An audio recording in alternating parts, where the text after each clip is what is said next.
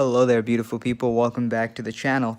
Today we'll be reading an article. I usually don't do these because they do get a little boring, but I think this article is particularly important because you are going to be seeing this time and time again, especially if you're interested or invested in the long-term interest of alternative media. This came from The Guardian, where, just the usual attack on alternative media, dissidents, and so on. So here we go. YouTube provides a breeding ground for far-right radicalization where people interested in conservative or libertarian ideas are quickly exposed to white nationalist ones, according to a report from Data and Society. This report is total crap, but whether or not you and I find it crap is irrelevant. This is going to come up time and time again.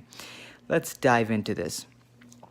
Although YouTube's recommendation algorithms are partly to blame, the problem is fundamentally linked to the social network of political influencers or the platform and how, like other YouTube influencers, they invite one another onto their shows. Now, understand that YouTube is known for censoring or suppressing content that they disagree with, content that are right-leaning.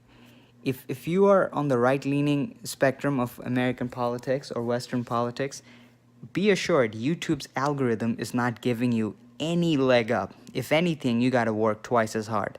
But the author still isn't happy. The report describes an alternative influence network of about 65 scholars, media pundits, and internet celebrities promoting a range of right-wing political positions from mainstream conservatism to overt white nationalism. They're broadly united by reactionary position in opposition to feminism, social justice, left-wing politics, and present themselves as an underdog to alternative mainstream media. Yo, these people don't present themselves as an underdog, they are an underdog. Remember Alex Jones? Took him years, decades to garner that following, gone in a blink of an eye. These people are the underdogs and you guys are bullies. While the mainstream members of the group typically don't subscribe to alt-right or white nationalist ideals, they do host those under very friendly terms. So here we're really diving into the meat and bones of the crap fest. Apparently you cannot talk to people with different political views or different social views or any form of different views under friendly terms. You have to fight them constantly. So if I'm ever talking to Richard Spencer, I guess every other sentence I gotta throw a punch or something. They have these conversations where really openly racist ideas are getting thrown around as if they're perfectly normal, said Rebecca Lewis, the author of the report. This amplifies these ideas. This is really a problem with these people. The reason why they do not believe in freedom of speech is because they don't understand that if you allow ideas to compete with each other in an open platform, good ideas survive, bad ideas fall out. These people just don't understand these concepts. These progressives, their general motto is censorship. They believe that if you even let people talk about their ideas, it's an automatic victory for bad ideas. And I think a lot of this has to do with the fact that the ideas that they espouse, the progressive social justice left, they're so empirically flawed that they do not do well if you shed sunlight on them. And I think this is just a lot of their own reflection onto other issues. Anyways, she cites the example of Dave Rubin. I'm sure you guys know about the Rubin Report. I love that show. Hosting Canadian right-wing influencer Stefan Molyneux, who openly promotes scientific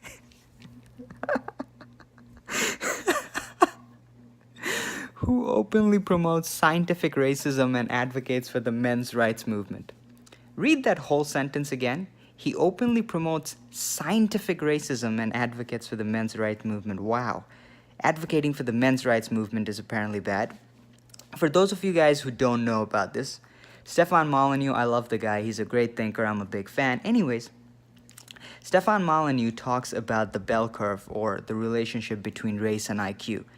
It has been now, first of all, IQ is not the same thing as intelligence. IQ is not the same thing as earning potential. He makes all that distinction clear. He does point out that there is a relationship between race and IQ as far as genetics are concerned. This topic would not have been so controversial if it turned out in a way that progressives would want it. However, it turned out that Caucasians are pretty high on the IQ chart, and I think the demographic that is the lowest is probably people of African descent, and that has got progressives up in a knot. Apparently, this is bad science or whatever. Stefan Molyneux, if you actually listen to his discussions about race and IQ, I've listened to it and I found it particularly enlightening. There are particular reasons. I'll actually make a video about this as to why I think you should really pay special attention to that stream of research about race and IQ, particularly if you're not white, because if you are Caucasian, if you are of Jewish descent, or if you're of East Asian descent, if you're like Chinese, Singaporean, Vietnamese, and so on, you guys are on top of the IQ chart. So for you guys, that has no utility. But if you're South Asian, such as myself, if you're of African descent, rather than be offended at that research, you should really read it carefully because there's some important lessons to be learned. Anyways, apparently Stefan Molyneux is, you can't talk to him. Members of the network frequently use a live debate format with multiple speakers arguing for hours on topics such as race, immigration, and feminism.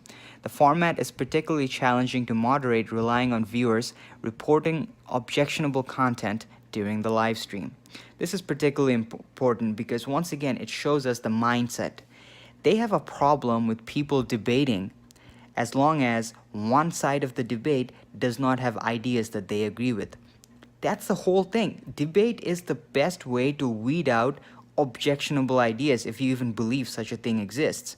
But they have a problem with debates. And once again, understand, these debates are probably, I've seen a lot of these debates, I can't keep up with all of them, but they're probably as well thought out as possible. Each person, they speak to each other for hours. It's not like, cable news, they bring someone on for 5 minutes and they get like a minute to speak. These debates, because of their because of the long time range format, are absolutely perfect to weed out bad ideas, because you can't hide behind zingers, you can't hide behind commercial breaks. You really have to articulate your position in the best way possible. And apparently they have a problem with that. YouTube profits from these live debates through the super chat feature, which allows users to pay to have their comments highlighted during a stream, even if a channel fails to meet YouTube's advertiser-friendly content guidelines. As a BuzzFeed investigation in May highlighted, these paid-for comments are frequently used to spread hate speech. Sure, these comments are used to allow these people to make a living. These people who arrange the debates, these online shows, they make a living doing this through the super chat feature. And apparently they have a problem with that too. We're pretty much approaching the end of this, and I'll just end with this chart. You guys could probably see a lot of your favorite YouTube creators here. You have that guy T here, you have some black guy, you have Lauren Southern, you have Steven Crowder, Dennis Prager, Ben Shapiro, Owen Benjamin, Candace Owens. I love these guys. And then there are creators that I'm not particularly familiar with. Paul Joseph Watson, I really like him. Milo Yiannopoulos, I'm a big fan. There's Tree of Logic, I love her. She's absolute badass. Anyways, if you see this chart, they're essentially basically saying that, you see these webs, so they're saying, okay, this person hosts this person, so he's bad. So this person is connected to that person. It's a really bizarre thing. Okay, Andy Worski's there, Sargon of Akkad is there. There's some really fun people. Anyways, so why is this report important? As BS as this report is, this is going to be used time and time again to censor alternative views. You might think this is BS. I think it's BS. You know who doesn't think this is BS? Social media giants. They use agencies. Facebook and YouTube actually trusts organizations like the Southern Poverty Law Center as an arbiter of objective standards. So you got to take reports like these to them, and there you go. Dissident opinions get silenced. Dissident voices get silenced. And this is particularly important because our lawmakers don't seem to be particularly aware about this aspect of the political conversation. If you've seen the tech giants, if you've seen the congressional hearings of Jack Dorsey and Mark Zuckerberg before, it was not a good showing. It was not a good showing from the lawmakers. The Republican lawmakers in particular did not seem to be well informed about what's going on. Ted Cruz, as far as his conversation with Mark Zuckerberg was concerned, he seemed to have some right ideas and he asked some good questions. But the other people, they really seem like a fish out of the water. So, as our lawmakers are proving to be increasingly oblivious to political censorship online, uh, you and I, we might have our work cut out for us. Anyways, you guys, sorry for this really boring long video. I usually don't make stuff this long, but had to get this out there. Take care.